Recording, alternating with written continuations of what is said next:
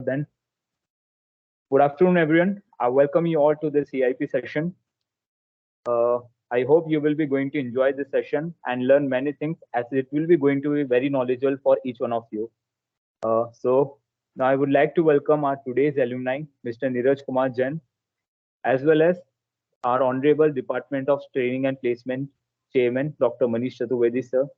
And thank you, sir, for coming here. And I would like to thank the Neeraj sir also for connecting with us from the UK, England. And he has taken out his time from ever so busy schedule and try to connect with us today for today's session so as to guide the students.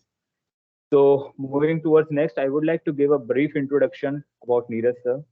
तो इन्होंने अपनी 1994 में graduation complete करी थी right from this EC के engineering college Kota. आप लोग ज्यादातर जानते होंगे कि आरटीयू को पहले ईसी के कहा जाता था. He was from J batch civil engineering. काफी इंपॉर्टेंट बात है civil engineering. And he has work for IBM for more than 8 years as an IT architect. इन्होंने अपनी MBA triple ITM that is Indian Institute of Technology Information Technology Management Gwalior से complete करी है. और इन्होंने कई सारे प्रोजेक्ट्स डिलीवर करे हैं सॉफ्टवेयर डेवलपमेंट की फील्ड में for both private as well as public sector clients, may be national rail, cabinet house, BT और O2 के लिए भी. एज वेल एज करेंटली ये एज अ फ्रीलांसर की तरह वर्क कर रहे हैं for more than 9 years and I have got a lot of experience in his overall life. वैसे तो सर कोटा से ही बिलोंग करते हैं but for the last 20 years sir UK में रिसाइड कर रहे हैं.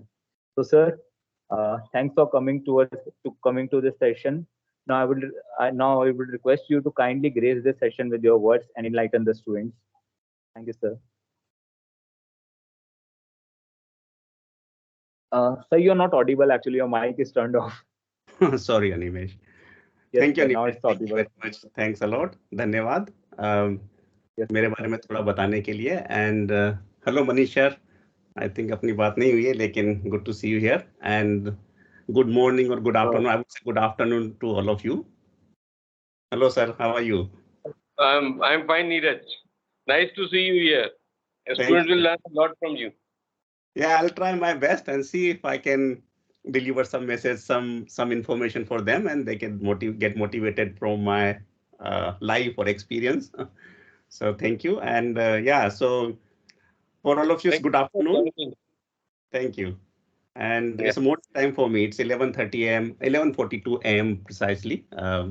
It's a summer time. So UK जो है भारत से 4.5 घंटे पीछे है और विंटर में 5.5 घंटे का डिफरेंस हो जाता है जब डे लाइट सेविंग के लिए यहाँ पर 1 घंटा घड़ी चेंज होती है. तो 6 महीना 4.5 घंटे का डिफरेंस होता है और 6 महीने 5.5 घंटे का. तो आज फ्राइडे है, मेरा ऑफिस टाइम है, लेकिन अराउंड इस लंच टाइम तो मेरे को ये टाइम मिल गया. एक तो बात हुई अनिमेश से और ऐसा कुछ मुझे मालूम नहीं था. One day Animesh called me from nowhere a few days back, I think 2-3 days or 4 days back, and I picked up the phone. I didn't know who is calling me from India with unknown number, but generally मैं कोई भी phone आता है तो मैं miss नहीं करता हूँ, चाहे वो नोन हो चाहे अननोन हो. आज का आईटी इंटरनेट का जमाना है, बहुत स्कैम होते हैं, सब कुछ होता है, तो एक फियर होता है कि यार अपन फोन उठा लेंगे तो कुछ गड़बड़ तो नहीं हो जाएगी. पर मेरा मानना थोड़ा सा डिफरेंट है. मैं सोचता हूँ किसी ने मुझे फोन किया है, कौन है मालूम नहीं, जरूरत है कि नहीं है, तो एटलीस्ट फोन तो उठा लो, चाहे हेलो मत बोलो, सुन लो क्या बोल रहा है सामने वाला.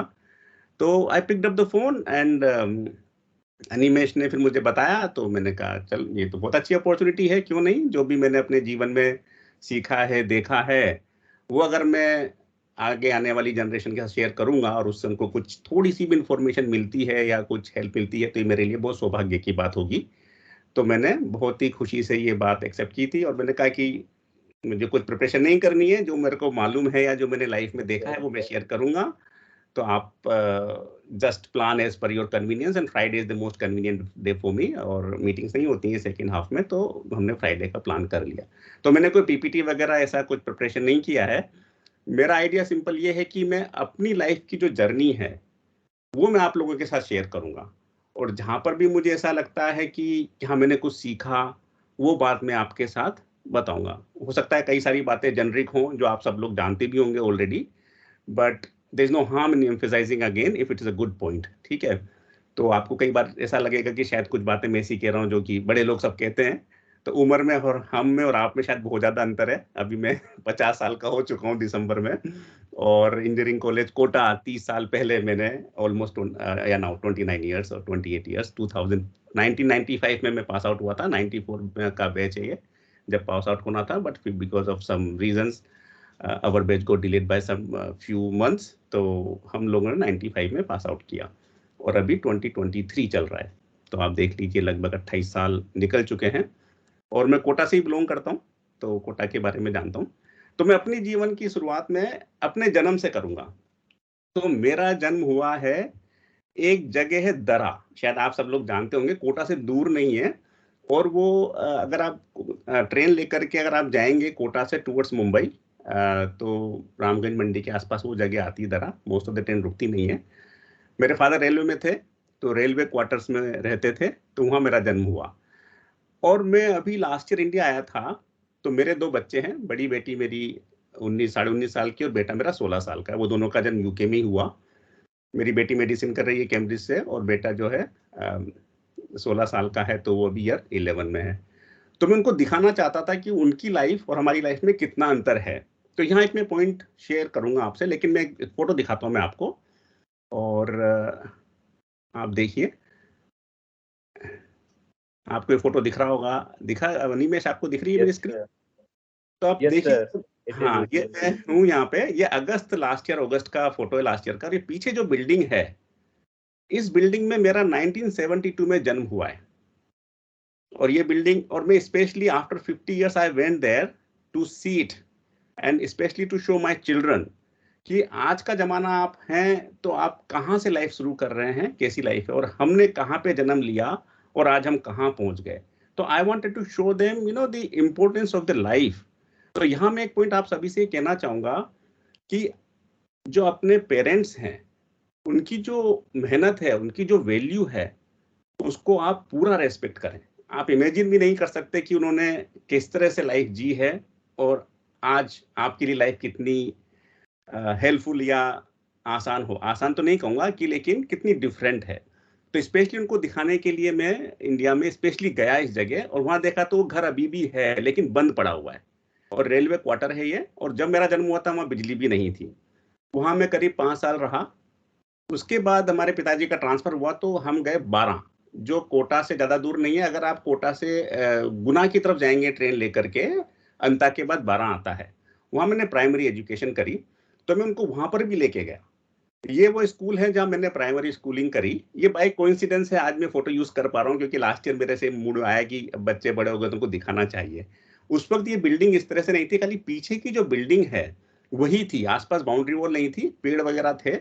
तो हमारी पढ़ाई हम करते थे इस स्कूल में आकर के, तो हम दरी पट्टी पे बैठते थे पेड़ों के नीचे। बिल्डिंग बहुत छोटी थी। सुबह प्राइमरी स्कूल चलता था और शाम को में मिडिल स्कूल चलता था, सेम बिल्डिंग में ही। और सामने एक हायर सेकेंडरी स्कूल था, और उधर की तरफ वो लड़कों का था और एक तरफ लड़कियों का स्कूल अलग से था। तो मैंने प्राइमरी स्कूलिंग अपनी 12 में करी और मिडिल स्कूलिंग 8वीं तक। और फिर मैं उनको 12 में ही उस घर में लेके गया जहां पर मैंने अपना बचपन गुजारा। तो इस वाली बिल्डिंग से जो पीछे दिख रही है, इसमें हम रहते थे। यहाँ से मैं पैदल वहां जाता था प्राइमरी स्कूल में। तो बीच में रेलवे स्टेशन भी था। अगर कोई 12 का हो यहाँ पे या 12 के बारे में जानता हो तो आपको आइडिया होगा कि रेलवे क्वार्टर्स या रेलवे कॉलोनी रेलवे ट्रैक के दूसरी साइड है और सिटी दूसरी साइड है। जैसे कोटा में भी इस तरह से ही है कि स्टेशन और शहर के बीच में, स्टेशन बीच में रहता है generally. I don't know what was the reason. तो ये वो मकान था, तो मैं उनको लेके गया। तो ये मेरी छोटी सी फैमिली है, तो इनको दिखाने के लिए कि भाई तुम यूके में रहते हो और इंडिया में हमारा किस तरह से बचपन गुजरा, वहां पर मैं उनको लेकर के गया ये दिखाने के लिए। तो यहाँ पर ये पॉइंट एम्फेसाइज करना चाहता हूँ कि हम कई बार क्या सोचते हैं, दूसरे व्यक्ति को जो हम देखते हैं तो हमें आइडिया नहीं होता कि वो व्यक्ति कहाँ से शुरू हुआ और कहाँ पहुंचा। हम सिंपली एंड रिजल्ट की तरफ देखते हैं कि अरे भैया ये व्यक्ति तो सीईओ बन गया, सीएफओ बन गया, या सीटीओ बन गया, ये वो पोजीशन और पैसा। मैं अपनी प्रैक्टिकली अपनी लाइफ बता रहा हूँ, ये सक्सेस का मेजर नहीं होना चाहिए। लेकिन व्यवहारिकता वाली बात है, दुनिया में अपन सिद्धांतों की बातें करते हैं लेकिन व्यवहारिकता में बातें अलग हो जाती हैं। पर फिर भी जो सिद्धांत है वो कभी बदलता नहीं है। तो आदमी को देख करके, व्यक्ति को देख करके हमें ये अंदाजा नहीं लगाना चाहिए कि ये मतलब फेलियर है कि सक्सेस है। उसकी लाइफ जर्नी क्या रही, कहाँ से शुरू हुआ, कहाँ पहुंचा, ये भी बहुत मायने रखता है। ठीक है, तो यहाँ पर मैंने अपना मिडिल स्कूल पास किया 8वीं तक। फिर हम लोग कोटा आ गए। कोटा में मैं रेलवे स्टेशन के पास जो सेंट पॉल स्कूल है उसके पास हम रहते थे। रेलवे कॉलोनी में नहीं, प्राइवेट कॉलोनी है वो। और वहां पर रह करके मैंने अपनी जो सेकेंडरी स्कूल की पढ़ाई करी है वो करी है एक, आई थिंक स्टेशन के कोई हो तो जानते होंगे, स्कूल है जवाहरलाल नेहरू राजकीय सीनियर सेकेंडरी स्कूल। भीमंडी कोटा का जो थाना, भीमंडी स्टेशन पे जो एरिया है उसमें एक थाना है, पुलिस स्टेशन है, उसके पीछे एक स्कूल है। उस स्कूल से मैंने पढ़ाई करी 9th 10th और 11th। वो बहुत ही नोटोरियस स्कूल था, बदमाशी वाला स्कूल था। पढ़ाई वढ़ाई कुछ नहीं होती थी, रोज पुलिस आती थी और लाठी चार्ज करती थी और सब भागा करते थे इधर उधर। बहुत बुरी हालत थी। तो हम करीब वहाँ पर 500 स्टूडेंट्स थे, उसमें से 5-7 स्टूडेंट जैसे तैसे पढ़ के निकले, तो एक में भी था। तो वहाँ से राजस्थान बोर्ड से मैंने अपनी पढ़ाई करी। लेकिन क्या हुआ उस दौरान, मेरी हेल्थ कोई अच्छी नहीं रहती थी और बस परिवार भी बहुत बड़ा था। तो मैं ट्यूशन भी पढ़ाता था, छोटे बच्चों को मैथ्स वगैरह पढ़ा लिया करता था जब 9th 10th 11th में पढ़ता था। फिर उस वक्त क्या हुआ कि जब मैं राजस्थान बोर्ड में था तो सिस्टम ये था, 10+2 का सिस्टम नहीं था, पर हमारा बैच ट्रांजिशन वाला बैच था जब Rajasthan board was converting from 11+1+4 to 10+2+4, अगर मैं इंजीनियरिंग की लाइन को देखूं तो मेरी जो फर्स्ट ईयर मतलब आफ्टर 11th, पहले क्या होता था, बीएससी फर्स्ट ईयर करके आप पीईटी देते थे। और उस वक्त जब मैं first year BSc first year में गया तो हमारी डिग्री का नाम चेंज किया गया, बीएससी फर्स्ट ईयर का, उसको कहा गया pre degree course, because that was the only year which was transitioning from 10+2 from 11+3 to 10+2+4। तो मैंने वहां पर अपना फर्स्ट ईयर किया, उसके बाद पीईटी का एग्जाम दे करके मैं इंजीनियरिंग में आया।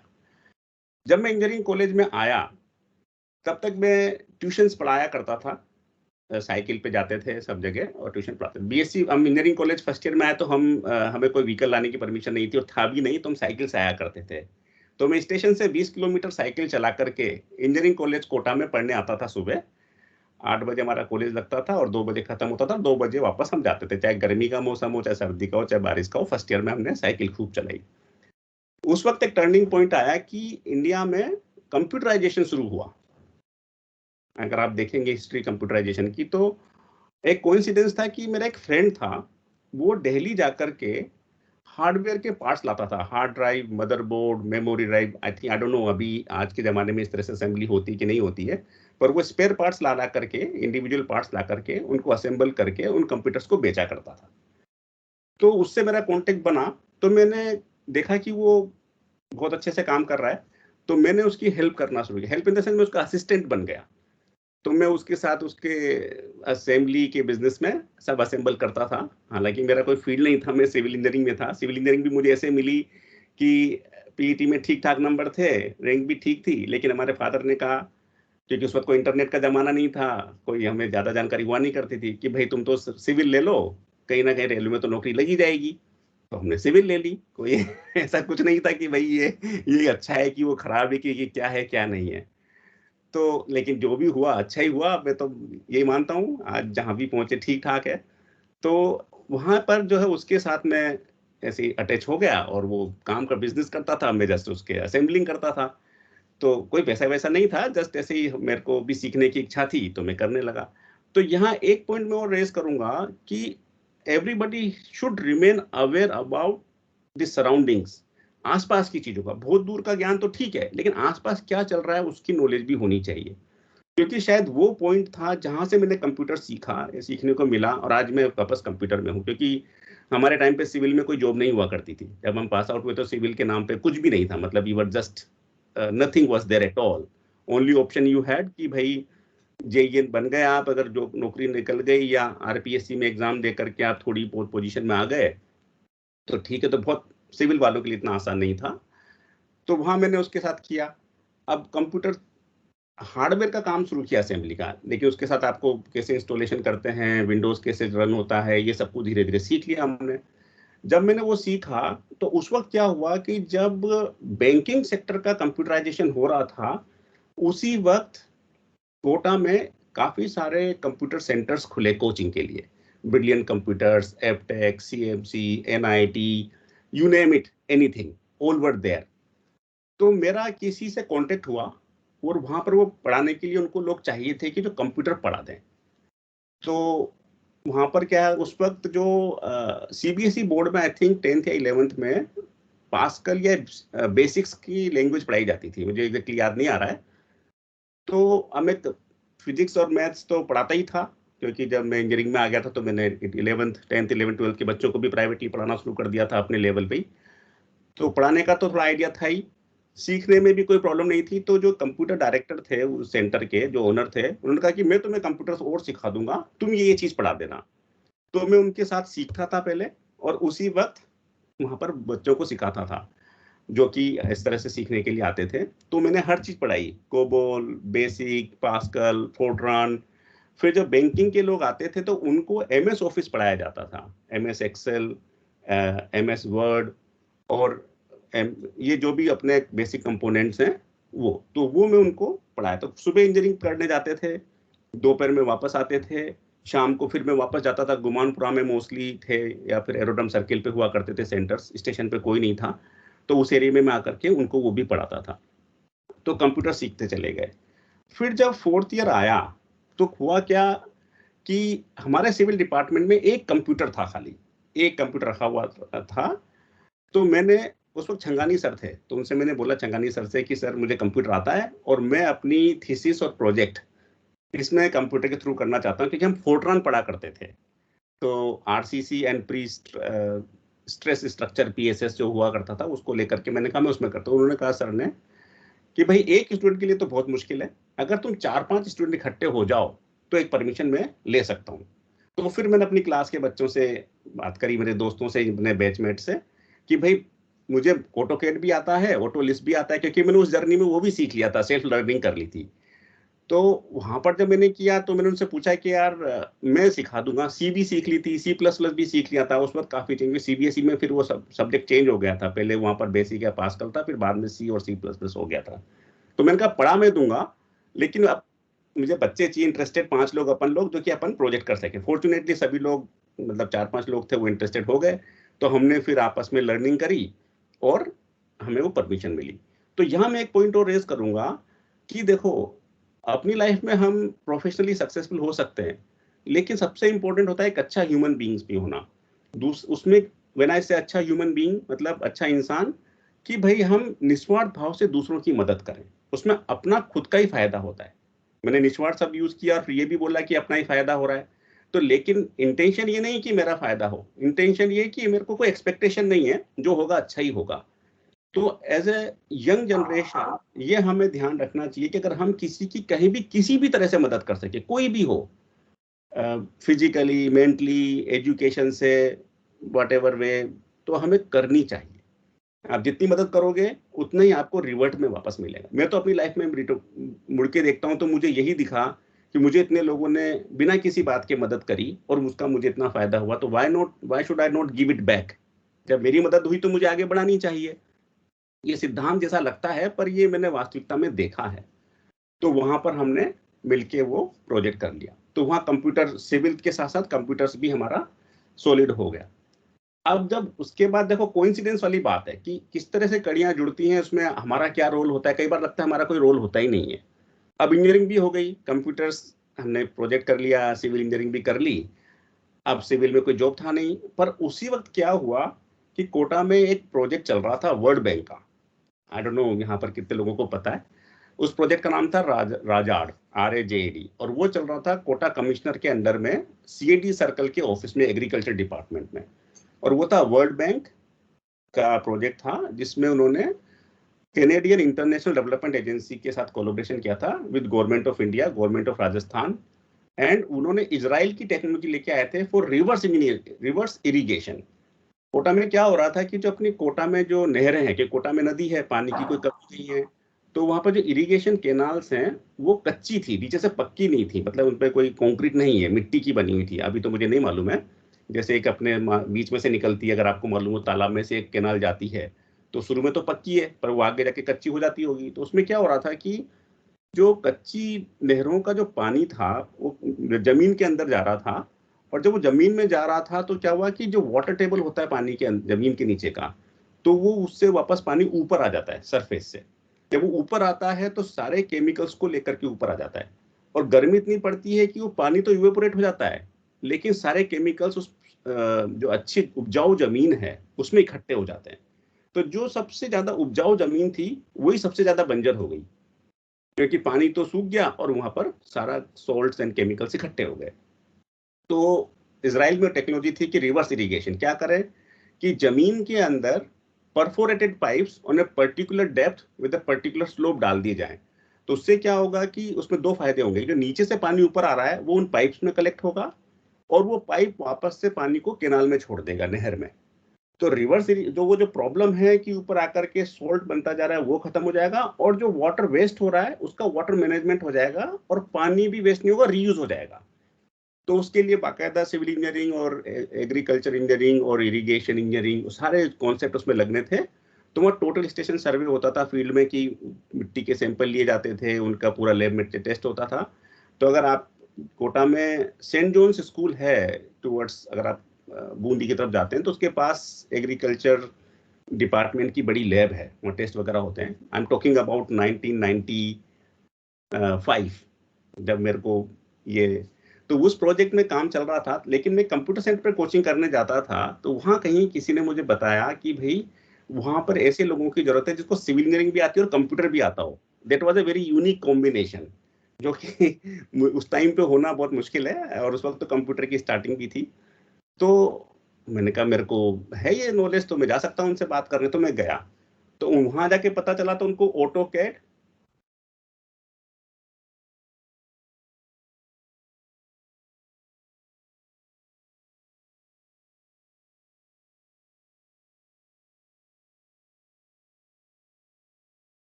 I think I was disconnected by somehow.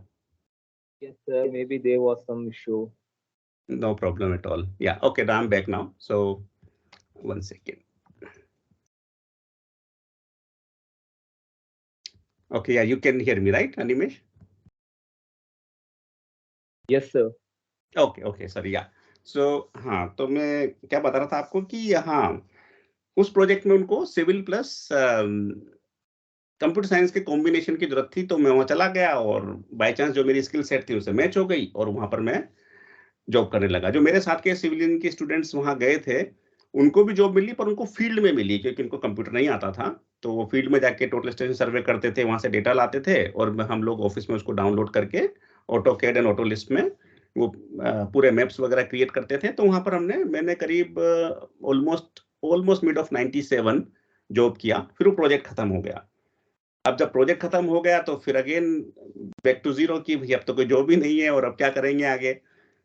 तो फिर अचानक से देखा है कि न्यूज़पेपर में एक एडवर्टाइजमेंट आया है कि एक ministry of HRD government of India एक नया कॉन्सेप्ट लेके आ रही है, जिसमें आईटी प्लस मैनेजमेंट का वो एजुकेशन स्टार्ट करना चाहते हैं। क्योंकि उस वक्त इंडिया में आईटी की स्टार्टअप ऑलमोस्ट स्टार्ट ही था, और बूम भी था, और गवर्नमेंट भी चाहती थी कि काफी लोग सीखें, उस फील्ड में आगे जाएं। यंग जो थी जनरेशन, उसकी जरूरत थी काफी ऑल ओवर द वर्ल्ड। तो पहला बैच था, और वो मैंने वहां देखा।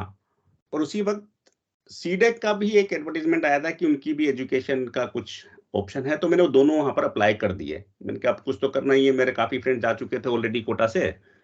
तो फॉर्चुनेटली मेरा ट्रिपल आईटीएम में और वो दोनों जगह सिलेक्शन हुआ। फिर मैंने लोगों से बात करी कि भाई कौन सा बेटर ऑप्शन है, तो सजेस्ट किया गया कि भाई 2 साल का वहां पर कोर्स है, that is better, do it MBA from there, and वहां से चले जाओगे। हालांकि पहला बैच था, कोई कैंपस नहीं था, कोई बिल्डिंग नहीं थी, कोई प्लेसमेंट या कुछ ऐसी कुछ नहीं थी, और उस वक्त कोई इंटरनेट भी नहीं था, तो हम कहीं कुछ कर पाते, या जो भी था वो अखबार में आता था, और ऐसी खबर सुन करके काम किया करते थे। तो मेरा मैं वहाँ चला गया। फर्स्ट बैच था, हम 39 या 29 या 30 स्टूडेंट थे फर्स्ट बैच में, और कोई नहीं था, बिल्डिंग भी नहीं थी। तो हमारा जो एजुकेशन थी वो ग्वालियर में एक जो पुराना इंजीनियरिंग कॉलेज है, MIT, Madhavrao institute of technology, उसमें एक कोने में एक बिल्डिंग में हमारे को पढ़ाया गया। एक अलग से टेम्परेरी बिल्डिंग बनाई गई, वहाँ पढ़ाया गया। जैसे कि अगर आप लोगों को पता हो तो इंजीनियरिंग कॉलेज कोटा जब शुरू हुआ था, तो वो RTO की जो बिल्डिंग है कोटा की, पुराना RTO ऑफिस, वो कहाँ पर था मुझे भी नहीं मालूम, शायद एरोड्रम सर्किल से आप SFC की तरफ जाते हो, DCM की तरफ, तो वहाँ कहीं था, वहाँ शुरू हुआ था RTO के ऑफिस में। फिर उसके बाद जब ECK का या कॉलेज का जो कैंपस बना है, वहाँ पर शिफ्ट हुए थे। आई थिंक 1981 की बात कर रहा हूँ मैं, सॉरी 19, हाँ, may be 4 years before us, something like that, 85-86 की बात कर रहा हूँ मैं। तो सिमिलरली हम वहाँ गए, तो वहाँ पढ़ रहे थे, तो 2 साल का कोर्स था। अब वहाँ क्या हुआ कि जो हमारे डायरेक्टर थे, he was a UPSC chairman and he was a project director, he came, और स्टाफ कुछ नहीं था, कोई स्टाफ नहीं था, खाली एक डायरेक्टर साहब थे और एक प्रोफेसर थे और एक हमारे ऑफिस में क्लर्क थे। तो उन्होंने बोला कि भाई यहाँ पर हमें 2 लैब सेटअप करनी है कंप्यूटर की, और अभी स्टाफ आना मुश्किल है, तो क्यों ना स्टूडेंट्स ही यहाँ पर काम करें। तो कोई ऐसा स्टूडेंट जिसने कंप्यूटर सीख रखा हो और जो काम करना चाहता हो, तो मैं चला गया डायरेक्टर साहब के साथ, सर मैंने कंप्यूटर मुझे आता है और I am happy to do it, और मुझे पैसों की भी उस वक्त जरूरत हुआ करती थी। तो उन्होंने कहा ठीक है कि नीरज तुम अकेले तो नहीं, 2 और स्टूडेंट चाहिए। तो फिर मैंने 2 लोगों से और बात करी, तो हम तीनों आकर के हमने पूरा लैब सेटअप किया वहाँ पे, और BSNL के साथ काम करके ISDN वगैरह हम सेटअप करे, दिल्ली गए, वहाँ से हमने पूरा समझा, ISDN हमने सेटअप कराया। उस वक्त टाटा एलेक्सी करके एक कंपनी हुआ करती थी, आई डोंट नो अभी भी है कि नहीं है, जो हार्डवेयर का काम करती थी। तो उनके इंजीनियर आते थे, तो उनके साथ हम काम किया करते थे, पढ़ाई भी करते थे और उनके साथ काम भी करते थे। अब क्योंकि स्टाफ नहीं था, तो हमारे प्रोफेसर जनरली IIT, IIMs और बड़ी सिटी से आया करते थे, और वो 2 दिन या 3 दिन के लिए आते थे। तो हमारी पढ़ाई शुरू होती थी, जैसे सुबह का ट्रेन से आए वो शताब्दी से या किसी से, सुबह 10 बजे, तो 10 बजे पढ़ाना शुरू करते थे और रात को 11 बजे तक पढ़ा रहे हैं, 12 बजे तक पढ़ा रहे हैं। फिर उनको अगले दिन शाम को 5 बजे जाना होता था, तो फिर सुबह 8 बजे या 6 बजे में इकट्ठे हो जाते थे, फिर पढ़ते थे। तो ऐसे हमारी पढ़ाई 2-2 दिन तक लगातार चला करती थी, और वो पढ़ा करके फिर जाते थे, क्योंकि उन लोगों के पास, उनके प्रोफेसर जो आते थे, उनके पास भी छुट्टियां नहीं होती थी, वो भी दूर-दूर से आ रहे हैं।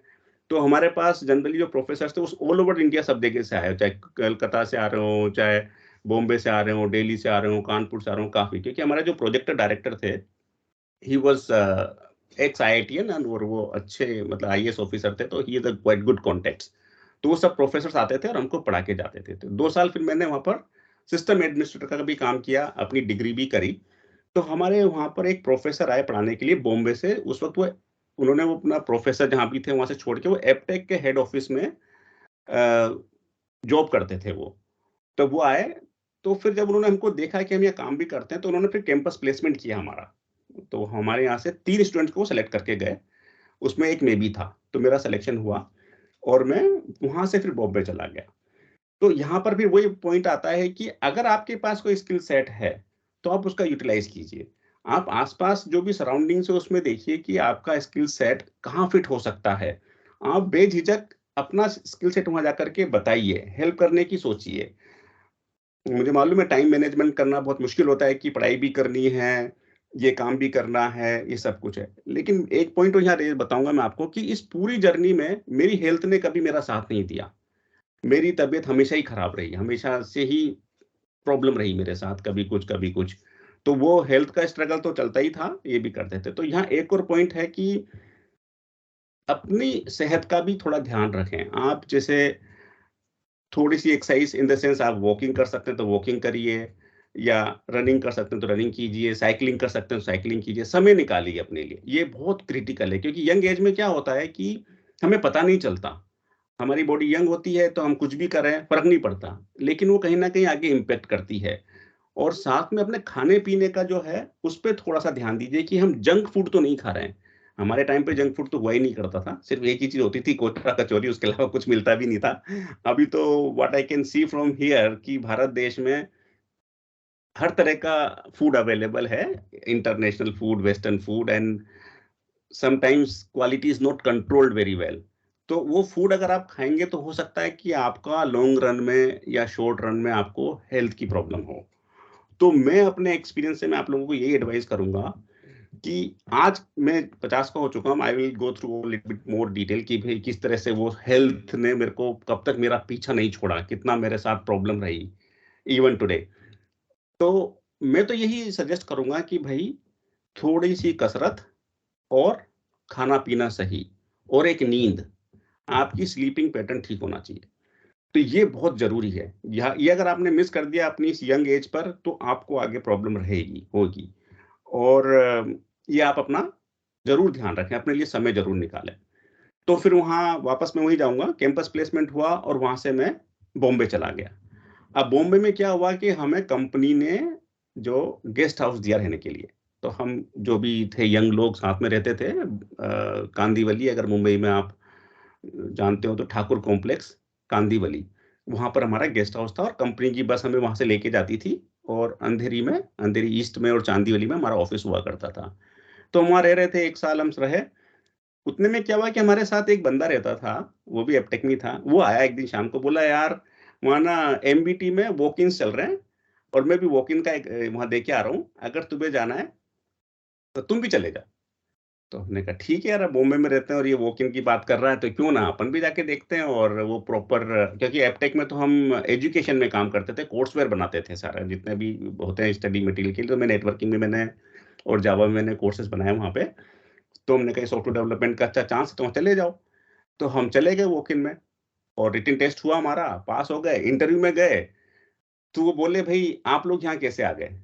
हमने कहा भाई रिटन टेस्ट पास हो गया तो आ गए। बोले नहीं, ये तो फ्रेशर्स के लिए है, आप लोगों के पास तो 1-2 साल 3 साल का एक्सपीरियंस है। क्योंकि मेरे पास बिफोर एमबीए मैंने जो जॉब की थी वो भी एक्सपीरियंस था और बॉम्बे में जॉब कर रहे थे। क्योंकि हमें किसी ने रोका नहीं एग्जाम देने से, तो हम तो एग्जाम दे लिए और पास भी हो गए और आपके सामने बैठे हैं। तो बोले नहीं नहीं, आप लोगों के लिए नहीं है, आप लोग जो है अभी तो आप नहीं ले पाएंगे, लेकिन अगर एक्सपीरियंस लोगों की जरूरत पड़ेगी तो हम आप लोगों को जरूर कॉन्टेक्ट करेंगे।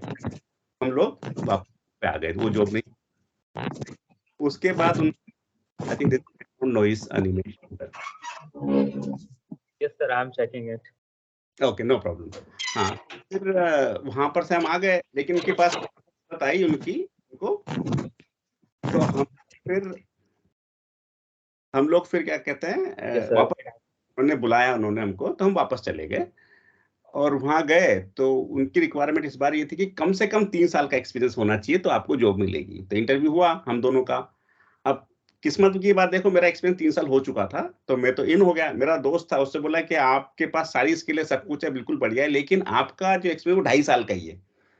तो वो बेचारा वहां रह गया। लेकिन आज वो जो है सेल्स में बहुत हाई पोजीशन पे भारत देश में जॉब करता है, वो मोबाइल नेटवर्क की कंपनी में। तो अभी भी हम साथ ही हैं, मतलब क्लोज कांटेक्ट में हैं। तो ये किस्मत की बात है कि वहां पर उसका भी कोई फॉल्ट नहीं था, बट रिक्वायरमेंट जस्ट 6 महीने से उसकी मिस हो गई।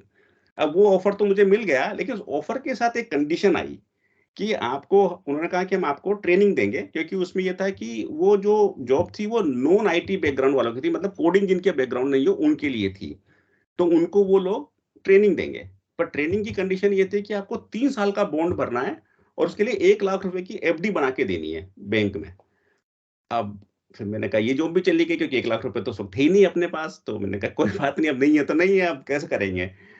पर वहीं, अब यहाँ पर मेरा कोई एफर्ट नहीं है। कहते हैं ना कि कई बार कोई एफर्ट नहीं करना पड़ता, अपने आप हो जाता है।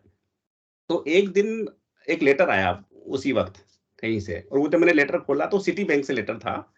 और उसके अंदर एक प्रिंटेड नकली चेक था 1 लाख रुपए का। उसमें लिखा था ये चेक आपका हो सकता है अगर आप इस फोन नंबर पे कॉल करो। तो अब हमने कहा ठीक है, इस पे कॉल करके देख लेते हैं। तो कॉल किया तो एजेंट आ गया और उसने पेपर वेपर भराया और वो 1 लाख रुपए का चेक देके भी चला गया। उस वक्त ज्यादा कुछ चेक वेक नहीं होता था कि क्या आपका क्रेडिट हिस्ट्री है, पर इंटरेस्ट रेट कोई 24% था उस वक्त उस पर्टिकुलर पर्सनल लोन का। तो वो आ गया पैसा और वो एफडी बना के दे दी और नौकरी लग गई। और फिर उसके बाद वो पैसा भी वापस हमने कर दिया, क्योंकि वो तो लोन था, करना ही था। तो वो जॉब मिल गई। अब फिर वहां फिर वापस से लाइफ ने पलटी मारी। जॉब में जब ट्रेनिंग चल रही थी तो 6 महीने बाद क्या हुआ, ये मैं बात कर रहा हूँ आपसे सन 2002 की। उस वक्त डॉट कॉम बूम और Y2K प्रॉब्लम खत्म हो चुकी थी। I don't know how many of you know about Y2K problem. Y2K का मतलब है, Y मतलब year, 2 means 2, K means 1000, year 2000 problem. तो जब कंप्यूटर डिजाइन हुए थे, just to give a brief idea, आप लोगों को आइडिया होगा मेरे हिसाब से, पर मैं अज्यूम कर रहा हूँ कि नहीं होगा, तो इसलिए मैं थोड़ा सा शेयर कर लेता हूँ नॉलेज। कि जब कंप्यूटर बने थे तो उस वक्त जो सॉफ्टवेयर डेवलप हुए थे, कोबोल और वगैरह, जो लोग मेन फ्रेम्स वगैरह में, मोस्टली मेन फ्रेम में था कि ईयर सिर्फ 2 डिजिट का ही सेव होता था। तो अगर जैसे 1999 चल रहा है तो 99 है, 1990 चल रहा है तो 90 ही है। तो शुरू का 20 जो था ना, 2000 जो था वो मिसिंग, सॉरी 19 मिसिंग था। तो जब 1999 के बाद जब 2000 आएगा तो कंप्यूटर में डेट हो जाएगी 00, तो सारी कैलकुलेशन नेगेटिव में हो जाएंगी और सारी दुनिया उल्टी पुल्टी हो जाएगी। ये प्रॉब्लम थी। तो उसकी वजह से क्या हुआ था कि यूएस और वेस्टर्न कंट्रीज में, यूरोपियन कंट्रीज में काफी सारे लोगों की जरूरत थी जो सॉफ्टवेयर को जाके अपडेट करें और ईयर का जो स्टोरेज था वो 4 डिजिट में कन्वर्ट करें और जो भी कैलकुलेशन है उसको करेक्ट करें। तो काफी लोग उस टाइम पे यूएस चले गए only to fix Y2K problem. रात को फोन कॉल आता था, इंटरव्यू होता था, उनको बोलते भाई आपको आता है, थोड़ा बहुत आता है, आप आ जाओ। अब वो प्रॉब्लम फिनिश हो चुकी थी, सोल्व हो चुकी थी, तो वो सब मेन पावर एक्सेस में हो गई थी, तो उनको वापस भेजा जा रहा था। फिर उस वक्त क्या था कि .com का काफी बूम था पर वो बस्ट हो गया।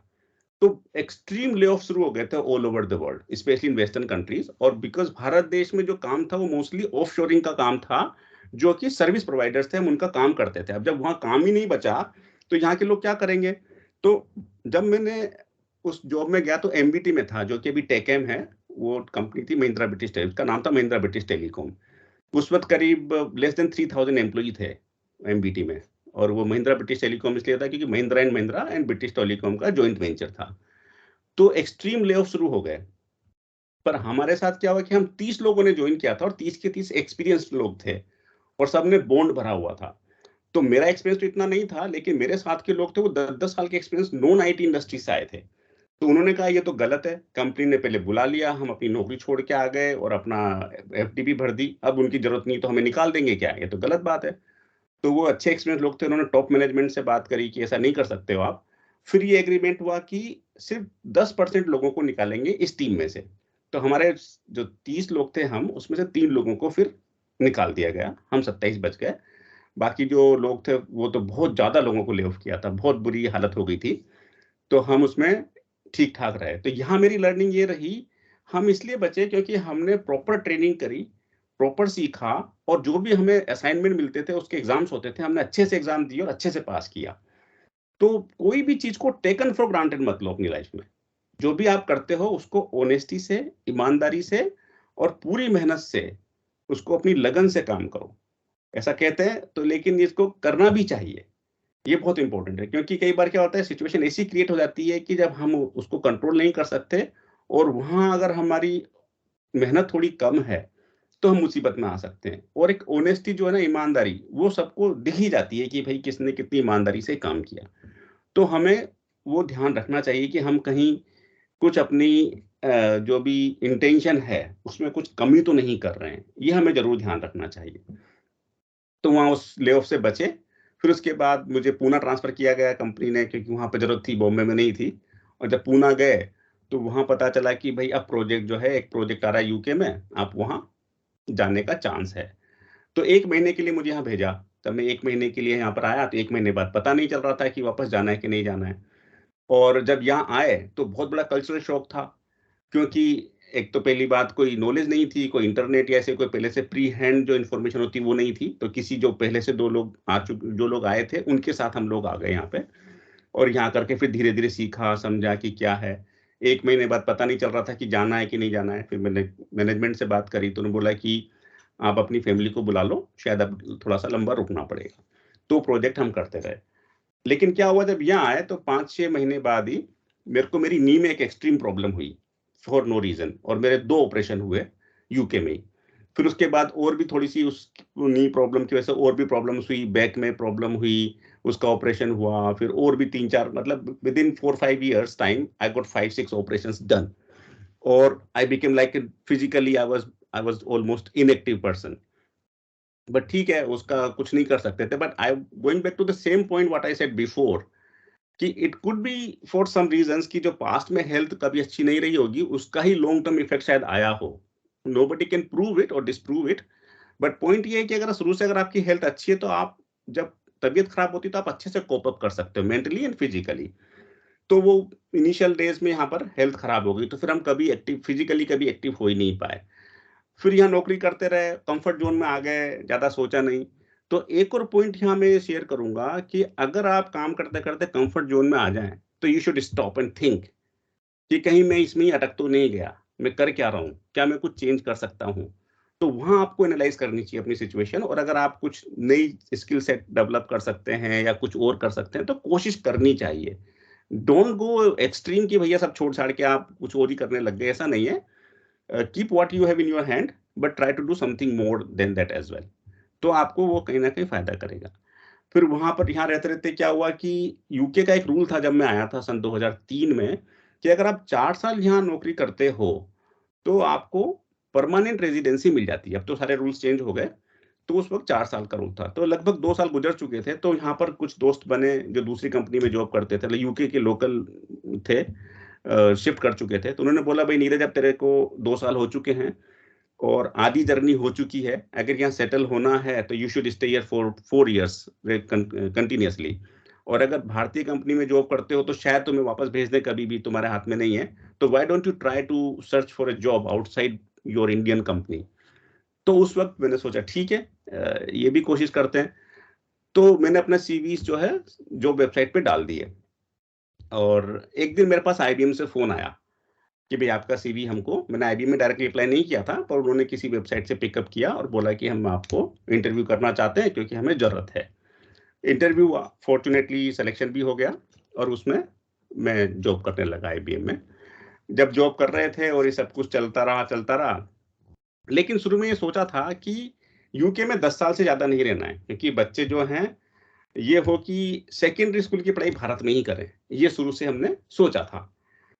तो सन 2013 की बात है कि जब मेरी बेटी करीब 10 साल की हो चुकी थी, कि वो हम कंफर्ट जोन में आ गए, हमने जानने का कुछ सोचा नहीं।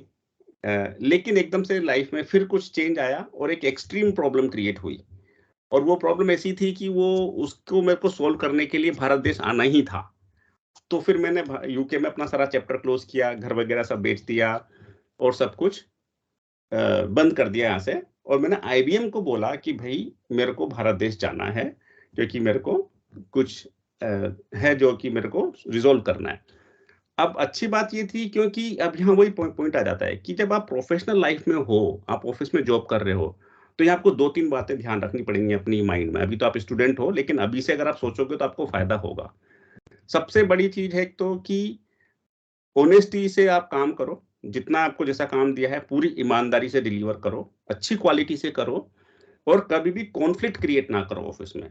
दूसरा कोई कुछ कह रहा है तो आप उसकी सुनो, समझो कि वो क्या सॉल्यूशन दे रहा है, आप क्या दे रहे हो, या उसकी बात आपको कितनी अच्छी लग रही है, नहीं लग रही है, पर उसको जाकर के आप इमीडिएटली स्ट्रेट अवे डिस्कार्ड मत करो। ऐसा मत कहो कि वो एकदम से ही कॉन्फ्लिक्ट क्रिएट हो जाए कि वो आप अगेंस्ट में हो जाए, ऐसा नहीं। अपनी एक रेपुटेशन बना करके चलो, ताकि ये दूसरे लोगों को पता हो कि भाई ये व्यक्ति जो बोलता है ये सही सही काम करता है, ईमानदारी से काम करता है, क्वालिटी से काम करता है, और टीम के साथ चलता है, टीम में कॉन्फ्लिक्ट क्रिएट नहीं करता है। क्योंकि एक बार को सॉल्यूशन में ऊपर नीचे हो जाए, लेकिन टीम की जो हार्मोनी है वो नहीं बिगड़नी चाहिए, क्योंकि एक साथ काम करेंगे तो कहीं ना कहीं प्रॉब्लम सॉल्व हो ही जाएगी। तो ये सब चीज आप काम करते रहो। तो उस वक्त क्या हुआ कि मैंने क्लाइंट का एक प्रोजेक्ट डिलीवर किया था और बहुत अप्रिशिएट हुआ था, तो मुझको उस वक्त प्रमोशन दिया गया। तो जब मैं आईबीएम के पास गया कि मुझे जाना है तो मैं क्या कर सकता हूँ, तो उन्होंने बोला कि कोई बात नहीं, आप एक काम करो, आप आप 1 साल के लिए विदाउट पे लीव के लिए अप्लाई करो, जॉब मत छोड़ो आप। हम आपको 1 साल की नौकरी विदाउट पे लीव देंगे, आप भारत में जाओ, 1 साल बाद देखना कि क्या आपको वापस आना है तो ज्वाइन कर लेना, अगर आप नहीं आ पा रहे हो तो भारत में आईबीएम ज्वाइन कर लेना, अगर वो भी नहीं करना है और तुम दूसरी कंपनी में जॉब मिल गई तो आईबीएम छोड़ देना। तो उन्होंने मेरे को सारे ऑप्शन दे दिए, और कंपनी का लैपटॉप और मोबाइल भी मुझे दे दिया, ताकि I should remain in touch with the management. तो 1 साल के लिए मुझे अश्योरेंस मिल गया कि भाई ये मेरी जॉब मतलब नहीं जा रही है। हालांकि सैलरी वैलरी कुछ नहीं थी, विदाउट पे था सब कुछ, लेकिन एक बैकअप था माइंड में, ये टेंशन नहीं थी कि भाई अब क्या होगा, नौकरी नहीं है। तो मैंने वहाँ ये सीखा कि वो ऐसा क्यों हुआ, क्योंकि कहीं ना कहीं मैंने अपना काम ईमानदारी से अच्छे से लोगों से मिल करके डिलीवर किया। क्योंकि अगर कहीं ना कहीं ऐसा होता, रेपुटेशन अच्छी नहीं होती या काम में कुछ कमी होती या कुछ प्रॉब्लम होती, तो शायद ये स्थिति नहीं बनती। तो एक मुझे अश्योरेंस मिल गया और मैं वापस भारत आया। 1 साल रहा मैं जयपुर में, अपना जो भी काम करना था वो किया। अब 1 साल बाद मुझे ये था कि वापस जॉब करनी थी, क्योंकि विदाउट जॉब तो आप रह नहीं सकते। तो उस वक्त मैं जॉब के लिए इंडिया में सोचा कि चलो आईबीएम में करते हैं। तो आईबीएम में मेरी बात हुई, तो त्रिवेंद्रम में एक प्रोजेक्ट था, उन लोगों ने बोला कि हाँ तुम ज्वाइन कर सकते हो यहाँ पे। और एक प्रोजेक्ट था कोई तो भी वाटर प्यूरिफिकेशन का। पर उसी वक्त क्या हुआ कि यूके में जो मेरा क्लाइंट था, उस क्लाइंट को कहीं और कि मैं एक और कंपनी डिलीवर कर रही थी काम, तो उनको कोई ऐसा बंदा चाहिए था कि वो काम डिलीवर कर दे। तो वहाँ जो मैनेजमेंट था, उनके साथ मैंने काम किया था, क्योंकि मैं आईबीएम को रिप्रेजेंट कर रहा था, वो अपनी कंपनी को कर रहे थे और सेम क्लाइंट के लिए काम कर रहे थे।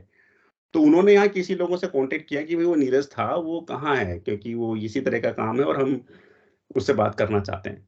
तो उसको बताया भाई वो तो भारत में है। तो उन्होंने, उनका फोन आया मेरे पास, बातचीत हुई, तो उन्होंने बोला कि भाई तुम आ जाओ और ये काम करना है। तब मैंने इवेल्युएट किया कि भाई मेरे लिए कौन सा काम आसान होगा। क्या मैं बड़ी सिटी मुंबई, दिल्ली, पूना, हैदराबाद जाऊं, वापस से लाइफ जीरो से स्टार्ट करूं, या फिर मैं वापस लंदन आ जाऊं, जहां पर कि मैं ऑलरेडी इतने साल रह चुका हूं, तो मेरे को इन एंड आउट सब पता है, अच्छा कॉन्टेक्ट सर्कल है, तो हेल्प पूरी मिल जाएगी। और मैंने अपने दोस्तों से कॉन्टेक्ट किया यहाँ लंदन में, तो उन्होंने बोला don't worry Neeraj, come back and we will arrange everything for you. तो यहाँ मैं एक और पॉइंट आप लोगों से रेज करूंगा, या लेसन लर्न है वो मैं आपको शेयर करूंगा।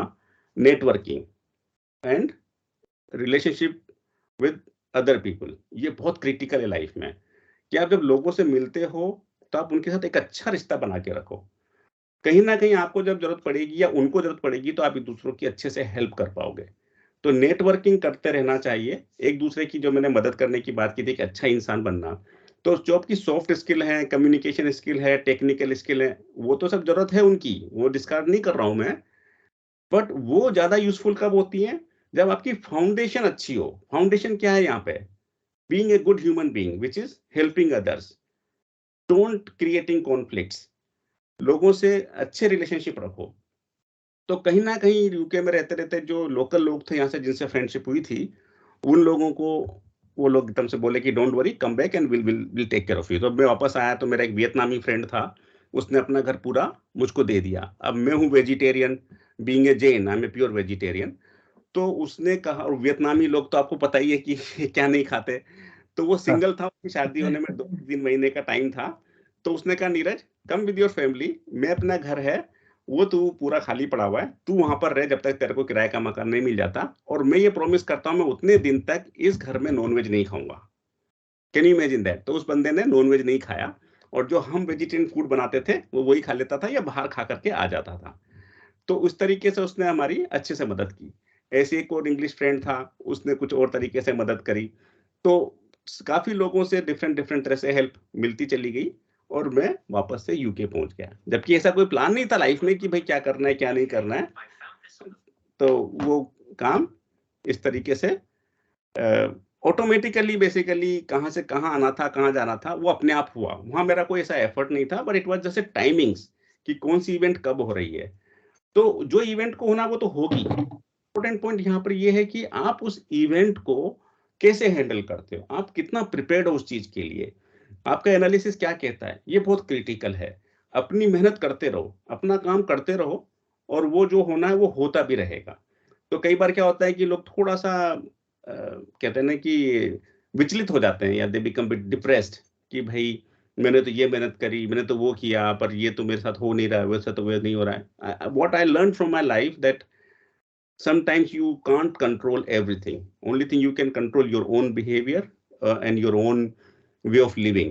But only thing you need to make sure that you are not living in a way where you are hurting others. ये एक बहुत क्रिटिकल। हर्टिंग मीन्स चाहे वो आप मेंटली हर्ट कर रहे हो, या कुछ ऐसी हरकत कर रहे हो, सामने वाला बोल तो नहीं रहा है लेकिन उसको बुरा लग रहा है, तो that we have to think about. ये रहा। अब वो वहां पर आकर के फिर हम सेटल हो गए, and fortunately turn out to be good, where my kids got into proper education, they got settle, timings were good, वो सब होता चला गया। अब क्या हुआ कि अब मैं वैसे हेल्थ की जो बात कर रहा हूँ, फिजिकली जो मैं बात कर रहा हूँ, वो प्रॉब्लम तो चल रही थी मेरी। और फिर हुआ क्या कि कोविड का टाइम आया। We all know that was one of the worst time of our life, which nobody can imagine, and we can't really have anything to say about it. लेकिन उस 2 साल में, क्योंकि जब मैं यहाँ जॉब करता था तो मैं मोस्टली ट्रेवलिंग में ही था। तो जैसे मैंने बताया, जब मेरे नी का ऑपरेशन हुआ उससे पहले मेरे को एक almost 9 months I have to wait for the operation in UK, and I was travelling for like 3 hours in the morning, 3 hours in the evening by train. It was a big problematic time for my life.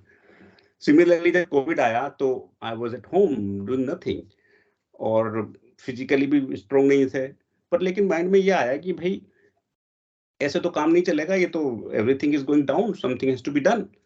तो उस time पे फिर मैं walk पे जाने लगा धीरे धीरे। तो एक दिन मैं वॉक पे जा रहा था, तो उस वक्त क्या हुआ कि एक मेरा फ्रेंड था, वो जहाँ जिस जगह में रहता हूँ वहां पर उसके बेटे के स्कूल में एडमिशन हुआ, तो वो उसको लेके आता था। वो दूसरी लंदन में रहता था, वहां से वहां आता था। तो उसके पास कहीं जगह नहीं थी, कि उसने जो मकान खरीदा था उसको टाइम लग रहा था मिलने में। तो उसने मुझे बोला नीरज ऐसी प्रॉब्लम है। और यहाँ रूल ये था यूके में कि you can not go in every each others house during that time. तो फिर मैंने उसको बोला कि डोंट वरी, मैं जो मेरा घर है उसका फ्रंट रूम है, उसकी फ्रंट से एंट्री है, और बैक पीछे के जो मकान किचन और कमरे डाइनिंग रूम है वो पीछे से एंट्री है। तो मैं एक काम करता हूँ कि फ्रंट के रूम्स जो है ना, वो तू फ्रंट से आ जाया कर, और बीच के दरवाजे में बंद कर लेता हूँ, और मैं पीछे का हिस्सा मैं यूज करूंगा, फ्रंट का तो यूज कर। वो सुबह आता था 8 बजे और शाम को 5 बजे वापस जाता था। तो फ्रंट से आता था और चला जाता था, खाना वगैरह अपना लेके आता था। तो उसने करीब 6-8 महीने ऐसे रहा वो फ्रंट रूम में, और मैं पीछे रहा, चलता रहा। तो उसने एक दिन मुझे देखा कि मैं वॉक पे जा रहा हूँ। तो उसने मुझसे बोला, भाई नीरज तुम वॉक पे जा रहे हो, तो मतलब ऐसी जनरल बात हुई हेल्थ वगैरह के बारे में। तो उसने कहा, why don't you try this particular app, या एनएचएस जो है उसकी एक ऐप है, उसमें काउच टू 5K करके प्रोग्राम है, कि अगर आप नहीं दौड़ते हो, बिल्कुल जीरो हो, कुछ नहीं करते हो, और आपको अगर 5 किलोमीटर दौड़ना है within 3 months, then you can follow a programme. Just app है। तो उसने मुझे बताई वो, तो मैंने उसको फॉलो किया, and you can not believe this, with in 3 months time, not only 5 kilometre, I started running 11 kilometre. क्योंकि मैंने उसको बाकायदा एवरी डे कंसिस्टेंसी के साथ फॉलो किया विद फुल डेडिकेशन। तो यहाँ एक और लर्निंग ये है कि जो भी आप काम करो उसमें कंसिस्टेंट रहो, और अपने आप का थोड़ा थोड़ा डेडिकेटेड रखो। ऐसा नहीं है कि आप कभी कर रहे हो कभी नहीं कर रहे हो, कभी मन हो गया नहीं हो गया, ऐसा नहीं है। तो मैंने वो प्रोग्राम को किया, सब कुछ बढ़िया चल रहा था और सब कुछ अच्छा हो गया, and I was continuously running 5 kilometre every day, not a problem. आप बिलीव नहीं करोगे कि जब जैसे कहते हैं ना कि किस तरह से लाइफ ऊपर नीचे होती है। 3 months back in January, I had a severe cardiac arrest. Severe cardiac arrest. I mean, what you seeing me today, I was not there, almost gone. But यहाँ पर जो एम्बुलेंस और पैरामेडिक के जो लोग हैं, they came within 3 minutes. They took me to the hospital and they were ready to give me electric shock to my heart to restart it. But लेकिन उन्होंने उससे पहले कुछ मेडिकेशंस दिए मुझे, इंजेक्शन वगैरह। तो then my heart started becoming normal, and they kept me for 10 days in hospital. I'm just talking about 8th of January this year, just 3 months back. और फिर उनको मेरे चेस्ट में डिफिब्रिलेटर एंड पेसमेकर इम्प्लांट करना पड़ा, just to continuously monitor my heart, which is connected to the hospital through the internet, through my mobile phone, and it monitors everything. और वो उस वक्त ऐसा लगा कि भाई लाइफ बिल्कुल रुक गई है। Then I came back.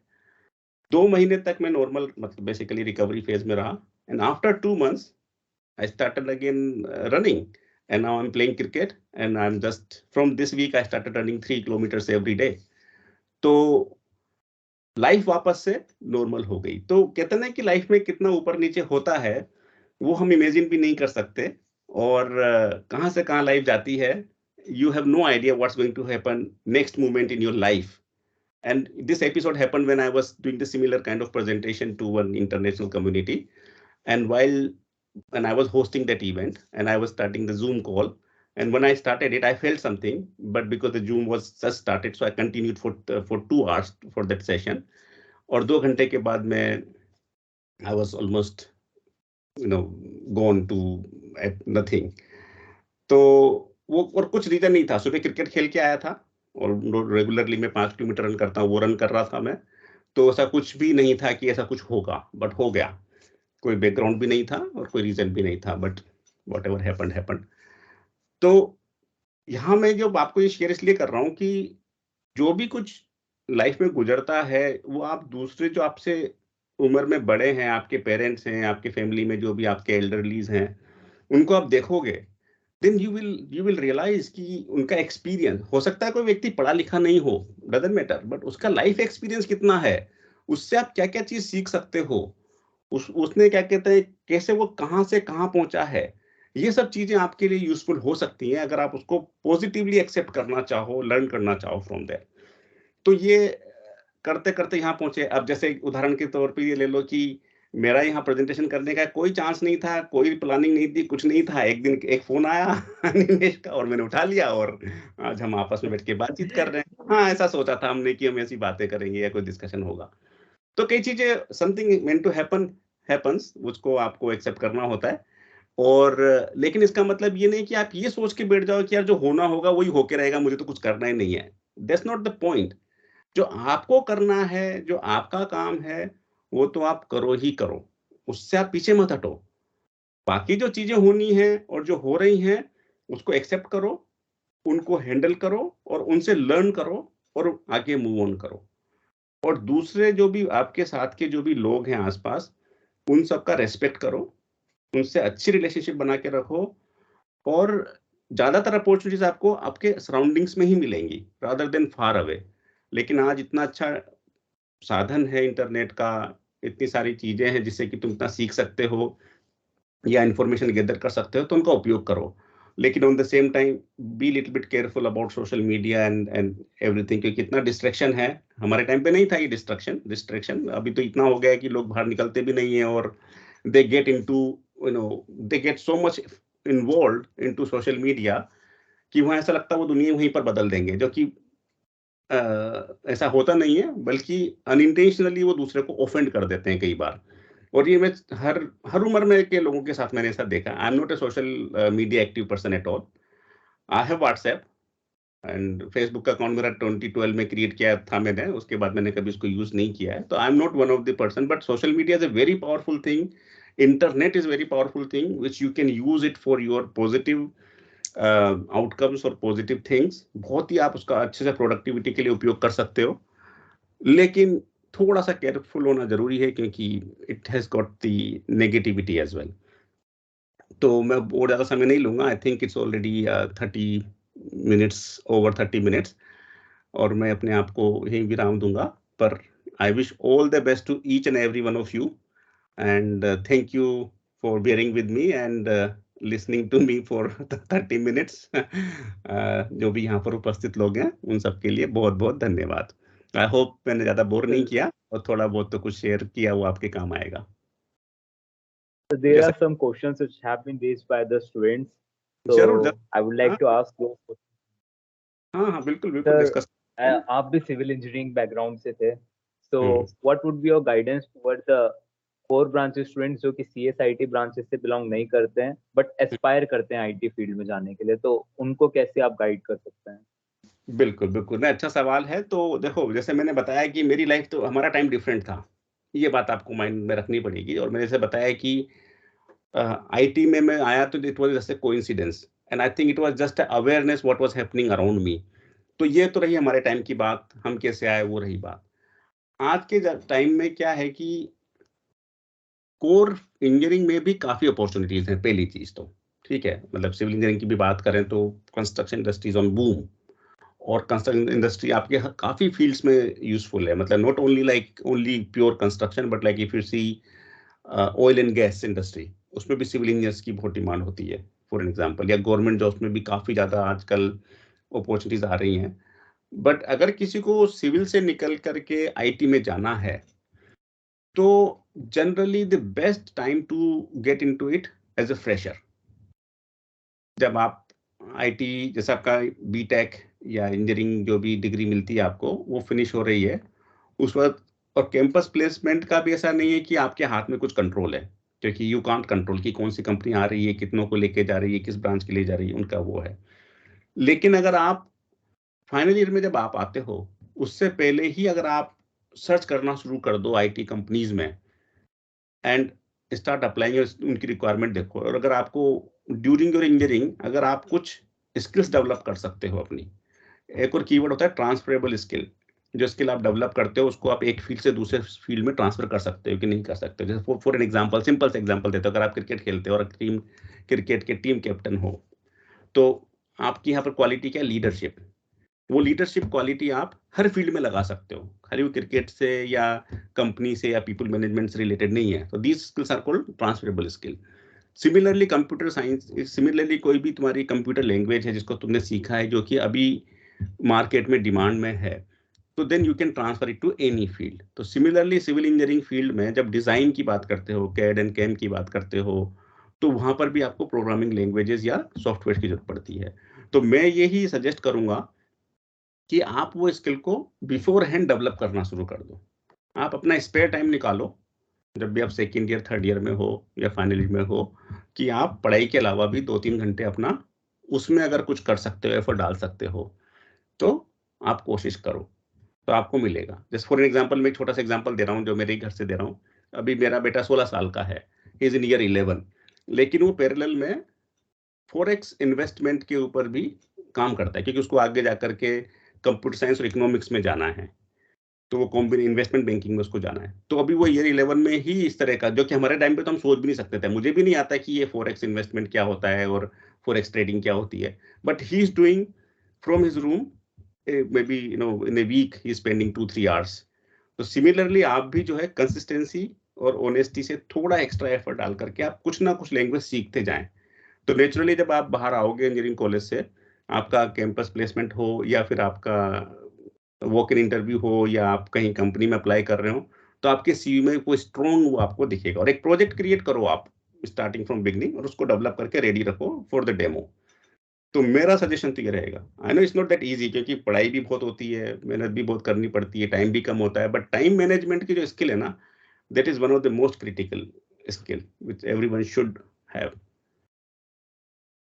Okay, got it sir. So from fresher हम आपको स्टार्ट कर देना चाहिए कि हाँ, एज अ फ्रेशर ही हम कंपनी में ज्वाइन करने का ट्राई करें और टाइम निकालें, और whichever field we are aspiring. So there is one more question कि as in your college life आपने कौन कौन सी एक्स्ट्रा करिकुलर एक्टिविटीज में पार्टिसिपेट किया था और वो कैसे आपके अभी हेल्पफुल होते हैं? I'm the wrong person to answer that, but क्योंकि मैं सही बताऊं, frankly speaking, as I said, my most of the time went into, तो मेरी एक्स्ट्रा करिकुलर एक्टिविटी क्या थी? ट्यूशन पढ़ाना, कंप्यूटर सीखना या कंप्यूटर पढ़ाना, वो मेरे लिए एक्स्ट्रा करिकुलर एक्टिविटीज हो गई।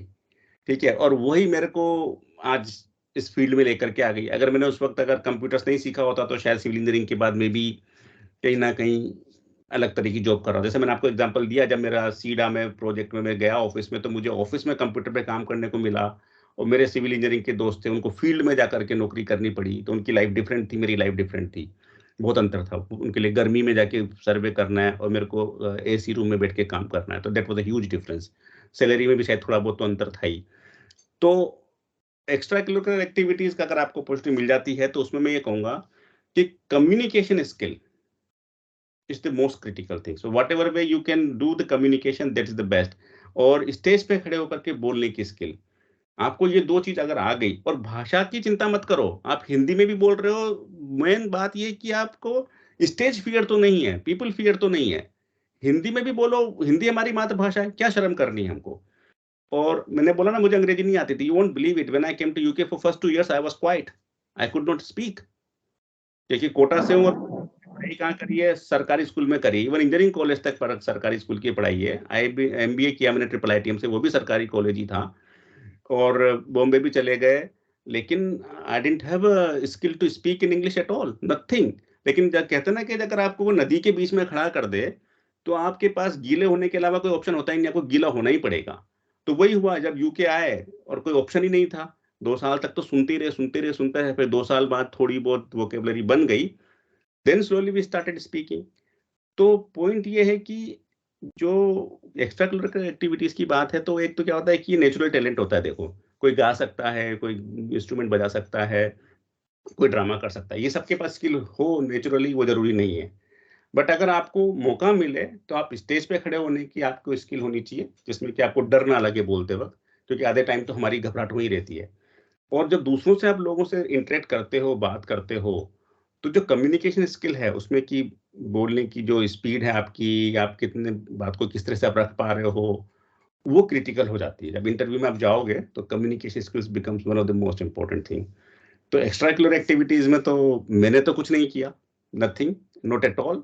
जो हमारे मेरे दोस्त थे वो किया करते थे काफी कुछ, अलग अलग इवेंट किया करते थे। ना तो मैंने कोई स्किल, ना तो मैंने कोई एक्स्ट्रा करिकुलर एक्टिविटीज करी, ना कोई मैंने स्पोर्ट्स खेला अपनी यंग एज में, कुछ भी नहीं किया। आज मैं लीग का क्रिकेट प्लेयर हूँ, I play for a league, Saturday league 40 over match, and I am the opener bowler I played after 35 years. हम भारतीय में क्रिकेट तो आता ही है, खेला कभी नहीं, लेकिन एक दिन मेरे बेटे का क्रिकेट मैच था, वो टीम में खिलाड़ी कम था, तो उन्होंने बोला व्हाई डोंट यू ट्राई? मैं बोला मेरे शरीर में ताकत ही नहीं है। फिर बोला नहीं, खड़े हो जाओ, फील्डिंग कर लो। मैंने कहा ठीक है यार, ये भी ठीक है, मैं बाहर बैठ के देख रहा हूँ, खड़ा हो जाता हूँ। उस दिन मैंने फील्डिंग करी तो मुझे लगा यार कुछ तो कर सकता हूँ मैं। आकर के मैंने हाथों हाथ कोच हायर किया, ट्रेनिंग करी, और सुबह 6 बजे जाता था मैं खुद अपनी बॉलिंग की प्रैक्टिस करने, क्योंकि मेरा कंधा मूव भी नहीं होता था। And then I became the opener bowler for my team, and I was the most economic, then I ended up doing first 8 overs non stop without any break. Can imagine that, जिस बंदे ने 35 साल से कुछ नहीं किया, health इसकी इतनी खराब हो, और आज मैं लीग का क्रिकेट प्लेयर हूँ। सैटरडे लीग में मेरा 40 ओवर मैच में मैं खेलता हूँ एवरी सैटरडे। तो opportunity, your effort makes a huge difference. तो इसलिए आप, वही पॉइंट है कि आप जो भी करें करते रहें, कोशिश करें, और कहीं ना कहीं मौका तो मिल ही जाएगा, और फायदा भी होगा उसका। Okay, sir. So, sir, moving towards the next question, I would like to ask the participants if they have any doubts, so they can turn on their mics and ask the question.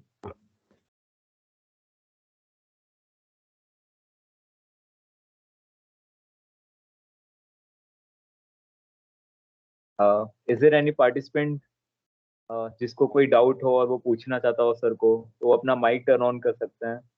आप हिंदी में भी पूछ सकते हैं। हाँ हाँ, कोई problem नहीं है, मैं हिंदी भी बात करेंगे।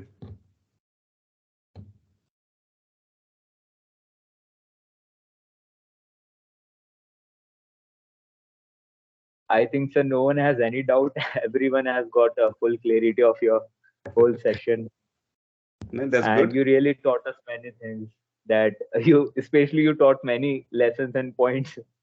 At each step you taught us a lesson that आज ही है कि अब मैंने ये सीखा उस point पे. So something like that. And you also told us to be a good person in our overall life. And you told us about your starting from your life, and you were used to live in the railway quarters at your Dara, Ramgaj Mandi, whatever that thing is, and how you reached to such a good level. So it was really a very knowledgeable session and a learning, and definitely inspiring to all of us. Thank you, Animesh. No problem. It's my pleasure to be Yes, here, sir. and thanks for inviting me. Yes, sir. No, sir, it's actually our pleasure to invite you. Manish sir आगे कुछ कहना चाहते हैं? तो video on था अभी शायद। Yes, sir. Neeraj, in fact, I would like to thank you very much for your wonderful session.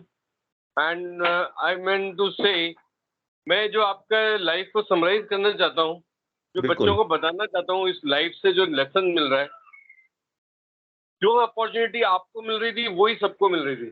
भले वो सीडा का प्रोजेक्ट हो, भले ही वो आप जब एमबीए करने गए थे वहां पर आपको जो लीड मिली, या आईबीएम में जो लीड मिली, सारी लीड्स वो थी जो उस वक्त आपको भी मिल रही थी और सबको मिल रही थी। फर्क सिर्फ ये था सर, फर्क सिर्फ ये था कि आप तैयार थे उस अपॉर्चुनिटी को लेने की। अगर आप सिविल इंजीनियरिंग के साथ कंप्यूटर सीखा था और जब भी कंप्यूटर की अपॉर्चुनिटी आई तो आप तैयार थे। आपको जान के आश्चर्य होगा नीरज जी, थोड़ी सी नेगेटिव बात है, आपने 1995 में 20 कंप्यूटर सिविल इंजीनियरिंग की जब कंप्यूटर नहीं था, तब आपको C++, ऑटोकैड, लिस्प, ये सब बीइंग सिविल इंजीनियर आ रही थी। आपको जान के आश्चर्य होगा आज के इंटरनेट के युग में हमारे आरटीयू में सिविल इंजीनियरिंग कर रहे हैं बच्चे और उनको ये सब नहीं आ रहा। आप इमेजिन कर सकते हैं, जब कंप्यूटर नहीं था तब आपको आ रहा था, जब उनके घर में लैपटॉप है, उस लैपटॉप से वो फेसबुक चला सकते हैं पर कोई काम की चीज नहीं सीख सकते। ऐसे छात्र, थोड़ा नेगेटिव है फिर भी मैं बोल रहा हूँ क्योंकि यही सीखने की बात, ऐसे छात्र आपके साथ भी थे जिनके पास साधन थे पर वो सीखना नहीं चाह रहे थे, तो जब अपॉर्चुनिटी आई तो ले नहीं पाए। आपके साथ ये था कि आपके पास हमेशा कैपेबिलिटी थी कि जब भी whenever opportunity knocks at your door, you are always ready to grab it. यही फर्क सक्सेसफुल में और अनसक्सेसफुल में होता है कि सक्सेसफुल आदमी हमेशा तैयार रहता है, अनसक्सेसफुल आदमी हमेशा सोचता है कि पहले मेरे को कोई अपॉर्चुनिटी, पहले मेरे को ऑफर दे, फिर मैं उसके हिसाब से पढ़ाई करना शुरू करूंगा। आपकी पूरी लाइफ में जितने भी एग्जाम्पल आपने दिए हैं, मैं सबको बड़े ध्यान से सुन रहा था। आपके दरा के उस मकान को मैंने बहुत अच्छी तरह देखा, 12 के देखा, आपके जवाहरलाल नेहरू स्कूल जो भीमगंज मंडी थाने, मैं उसको कई बार देख चुका हूँ, तो मैं इमेजिन कर सकता हूँ कि वो डडवाड़ा बोलते हैं तो डडवाड़ा में किस माहौल में आप पढ़े हैं। आपकी बिल्कुल पूरी लाइफ का समराइजेशन ये है कि आप आगे से आगे, आपको पता नहीं था कि मैं ये कर रहा हूँ तो क्यों कर रहा हूँ, पर आप आगे से आगे तैयार करते गए। ऊपर वाले ने आपको हमेशा नेक्स्ट अपॉर्चुनिटी के पहले तैयार किया है, फिर वो अपॉर्चुनिटी दी है, पर क्योंकि आप तैयार थे तो आप वो अपॉर्चुनिटी लेते चले गए। तो इसलिए ये बहुत ही एक लाइफ लर्निंग लेसन है। मैं तो कहता हूँ, अगर किसी को, अगर आप रिकॉर्डिंग कर रहे हैं और किसी को लाइफ में कुछ सीखना है, या उसको कोई शिकायत है कि मेरे को जिंदगी ने ये नहीं दिया, वो नहीं दिया, ये होता तो मैं वो कर लेता, वो आपकी रिकॉर्डिंग जरूर देखे, सुने, और इससे ये ज्ञान ले कि nothing is impossible in life. So thank you, Neeraj, for coming here, for sharing your views, for motivating us. And I must say, this was a very special session for our AIP program. Thank you, organizers, for arranging this particular AIP program.